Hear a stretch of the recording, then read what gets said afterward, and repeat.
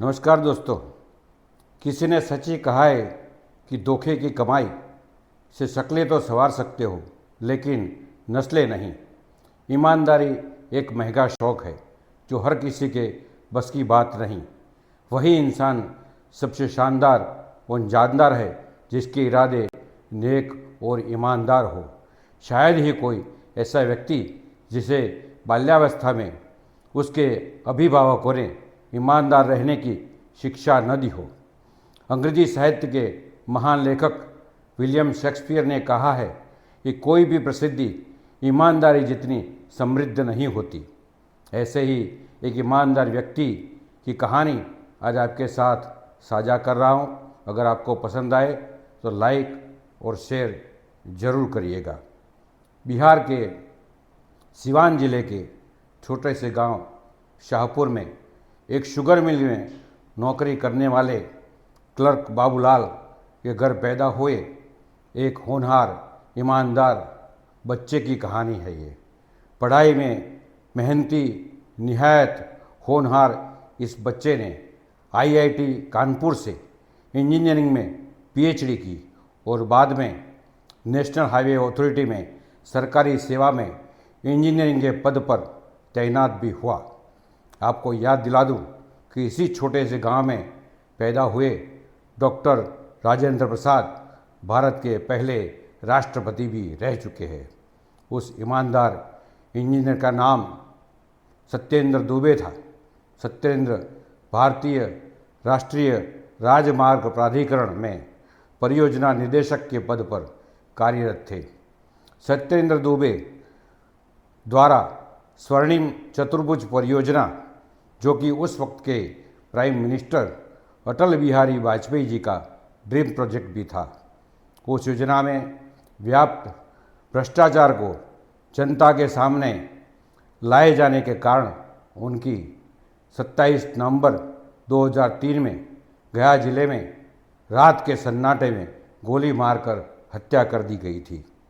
इस परियोजना में काम करते वक्त उन्हें बहुत बड़े स्तर पर हो रहे भ्रष्टाचार और वित्तीय अनियमितताओं का पता चला। विभाग के ठेकेदार और इंजीनियरों की सांठगांठ में भ्रष्टाचार का धंधा खूब फल फूल रहा था। सत्येंद्र ने अपने ही विभाग के कुछ भ्रष्ट अधिकारियों और इंजीनियरों के खिलाफ कार्रवाई की और उन्हें निलंबित भी किया। भ्रष्टाचार के खिलाफ एक मुहिम शुरू कर दी और अपने विभाग में ही हो रही दूसरी अनियमितताओं के बारे में विभाग के बड़े अफसरान का ध्यान केंद्रित किया, लेकिन किसी ने भी सत्येंद्र की शिकायत पर तवज्जो नहीं दी। उल्टे उनका गया जिले में तबादला कर दिया गया, लेकिन सत्येंद्र की खिलाफत में कोई भी कमी नहीं आई। विभाग में उन शिकायतों पर कोई कार्यवाही नहीं हो रही थी तो उन्होंने प्रधानमंत्री जी को एक मेल करके एक गुप्त चिट्ठी लिखी और उस गुप्त चिट्ठी में सत्येंद्र ने भ्रष्टाचार पर विधिवत प्रकाश डाला और उसे प्रधानमंत्री कार्यालय को भेज दिया। अपना नाम गोपनीय रखने का आग्रह भी उस चिट्ठी में किया गया था, लेकिन प्रधानमंत्री कार्यालय के कुछ भ्रष्ट अधिकारियों ने उस पत्र को सत्येंद्र के नाम के साथ अलग अलग विभागों में अग्रसारित कर दिया।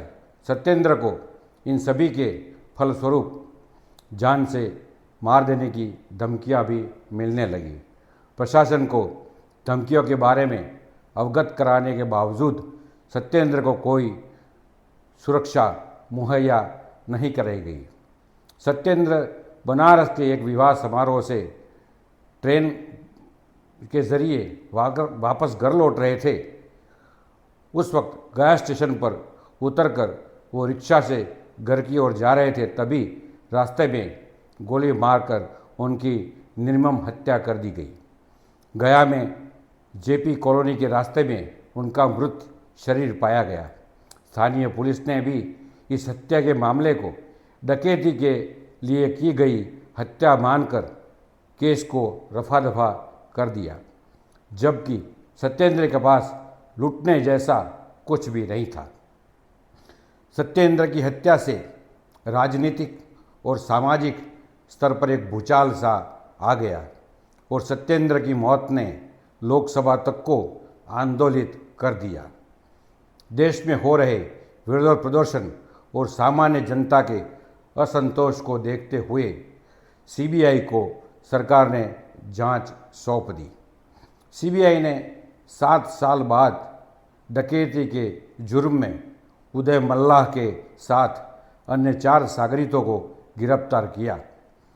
2010 में उदय मल्लाह जेल से फरार हो गया।